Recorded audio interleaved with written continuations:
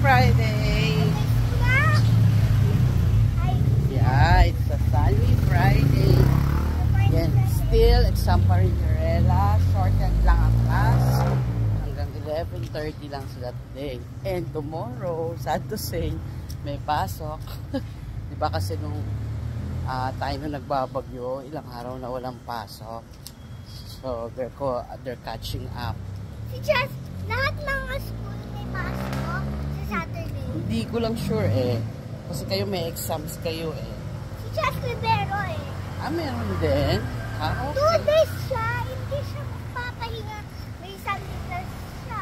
Saturday class. Yung Sunday class niya, it's not naman always eh. Sometimes lang yun. It's not every Sunday. So, good luck. Good luck in your exam. Okay?